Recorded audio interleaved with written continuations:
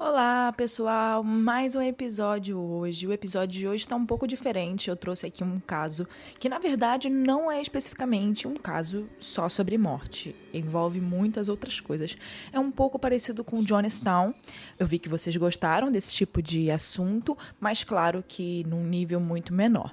Então hoje a gente vai falar desse caso aí que é meio bizarro, que envolve uma atriz muito famosa e que sim, teve morte, sim. Infelizmente, algumas vidas foram perdidas. E vocês vão entender melhor mais pra frente. Então, antes, já compartilha aqui esse episódio no seu Instagram, já manda pra alguém que vai gostar, me ajuda a divulgar esse podcast aí. Vai lá nas nossas redes sociais, @casosreaisoficial e @erica_com_k_mirandas. Me marca, comenta o que você achou, dá uma dica aí de próximo episódio. E agora que você já fez tudo isso, agora sim eu vou chamar aí a vinheta e a gente vai para o episódio dessa semana. Algumas pessoas me perguntaram quando que nossos casos vão ao ar. Eles vão ao ar toda quarta-feira, às 5 da tarde. Então, se você já ainda tinha essa dúvida, tá esclarecida aqui. Então, toda quarta-feira vocês já sabem que vocês vão me encontrar por aqui, né? Então, vamos parar de conversa e vamos para o episódio dessa semana.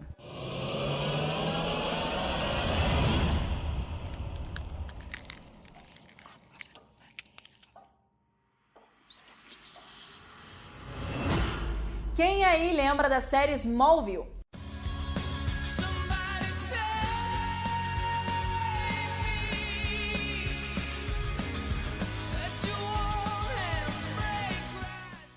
Antes de existirem todas as séries de super-heróis que a gente conhece, existia a famosa série Smallville, lançada em 2001. E que na época ela reinava, era líder de audiência, por ser uma das poucas séries que traziam personagens da DC para as telas.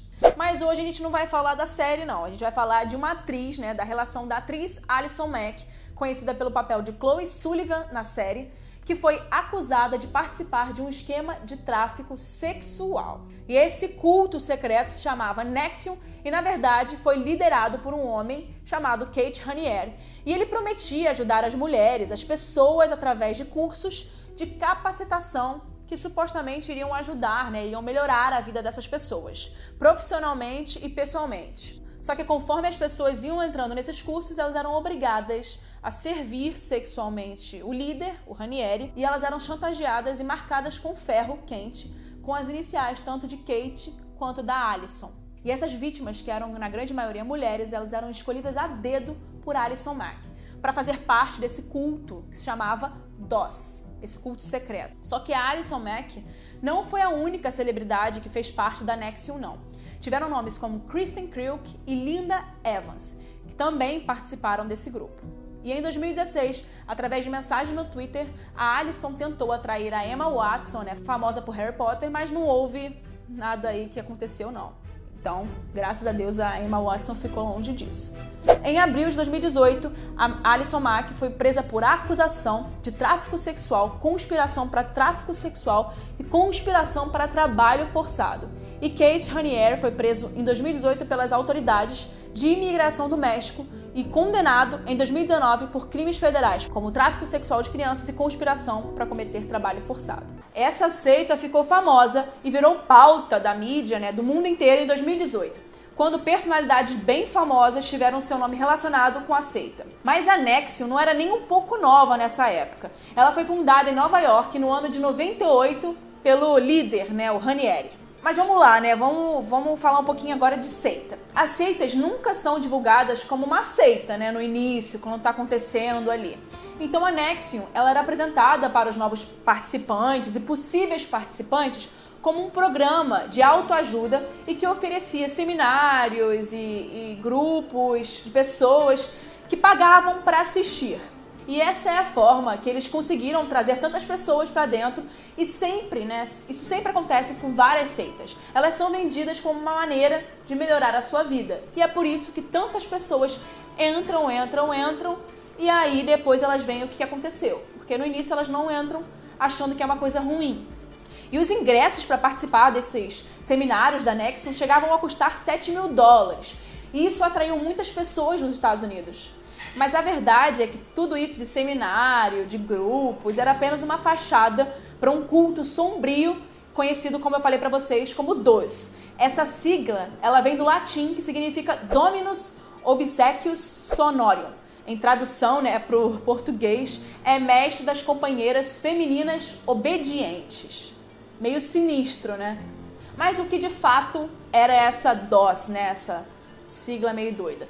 Era simplesmente uma sociedade secreta que oferecia mulheres como escravas sexuais ao líder, o Kate Raniere. Não somente isso, como as mulheres eram obrigadas por ele a seguirem uma dieta de apenas 800 gramas por dia, abandonar as suas famílias, e elas eram obrigadas a fornecer fotos nuas, né, nudes, como forma de chantagem. Desse jeito, né, eles conseguiam garantir que elas não iriam denunciar a seita.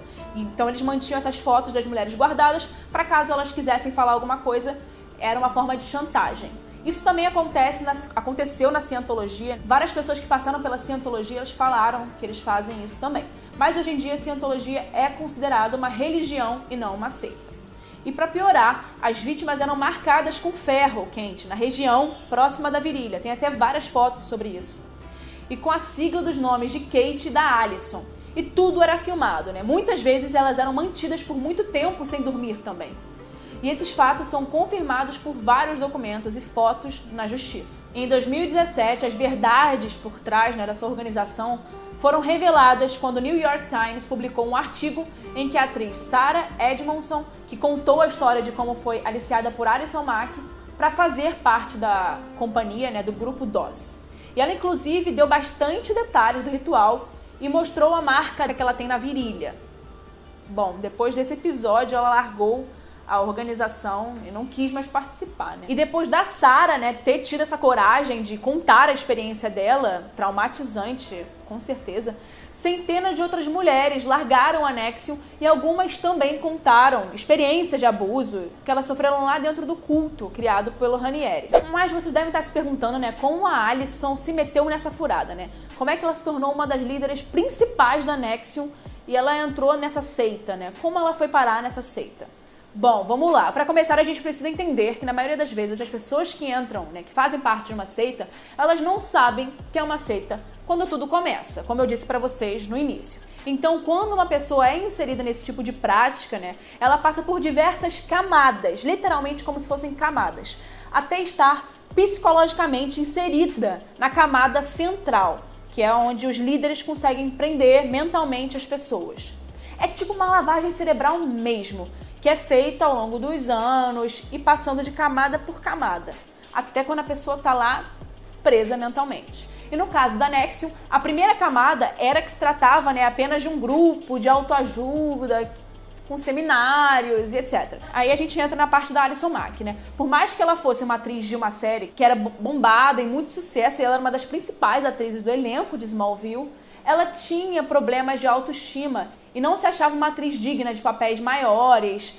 E além de ter muita insegurança, ela era muito insegura com si própria, né? Ela não se sentia bem com si mesma. Também ela era muito nova. E logo a suposta organização prometeu melhorar a vida dela, como eles prometem, com todo mundo. Ela, na verdade, foi apresentada à NXIVM em 2006, quando ela tinha apenas 23 anos. Quem apresentou para ela foi a colega de elenco, a Kristen Kriuk, que interpretava a Lana Lang em Smallville e já fazia parte da NXIVM. E para completar isso, o que tornou a Alison perfeita é que ela tinha um plus, né, que chamou a atenção do Raniere.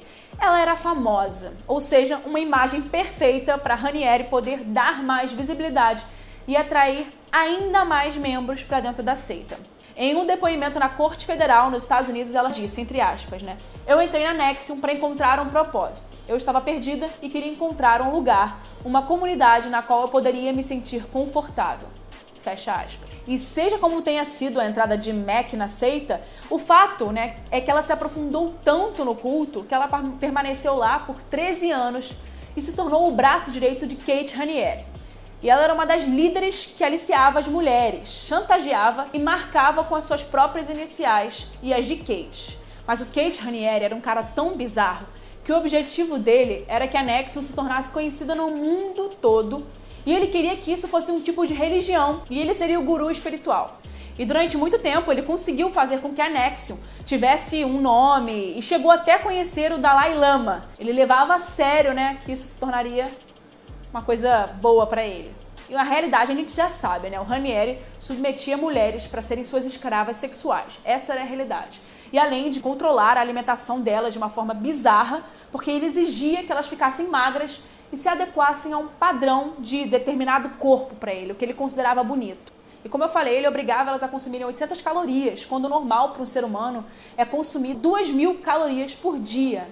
E elas eram muitas vezes punidas fisicamente caso não fizessem ou não atendessem o que ele queria, né? E no documentário The Lost Woman of Nexium, produzido pelo Investigation Discovery, que eu amo esses canais, é mostrado também que algumas dessas mulheres abusadas por Kate ficaram grávidas, né? Elas engravidaram e ele obrigou que elas fizessem aborto. O documentário foca na história de 4 mulheres que faziam parte do ciclo próximo de Kate e morreram de forma misteriosa. E como é mostrado no documentário, nas décadas de 80 e 90, ele já havia sido acusado de abuso sexual de menores. Bom, o que a gente sabe até hoje é que em março de 2018, Ranieri foi preso no México, sendo considerado, né, culpado por fraude, conspiração, tráfico sexual, posse de pornografia infantil, trabalho forçado e etc. Ele foi acusado de muitas coisas. E apesar dele continuar preso, ele aguarda a sua sentença final, que foi adiada nesse ano por conta da pandemia do coronavírus. E a Alison chegou a ser presa também em 2018 pelas mesmas acusações, né, de Ranieri, mas ela foi liberada após pagar uma fiança de 5 milhões de dólares e foi colocada sob a custódia de seus pais por enquanto. No ano seguinte, ela se declarou culpada e permanece até hoje em prisão domiciliar na casa dos pais dela na Califórnia, enquanto as investigações, né, estão em andamento. E segundo o Radar Online, a atriz ainda conseguiu a permissão da justiça para frequentar aulas e ir à igreja. E aí, o que você acha que vai acontecer com a Alison Mack, atriz de Smallville?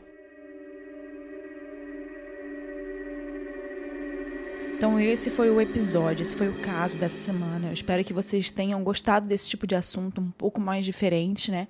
Eu tô trazendo assuntos que envolvem muitas coisas. Então, se você gostou, compartilhe nos seus stories, me manda uma mensagem dizendo que você gostou.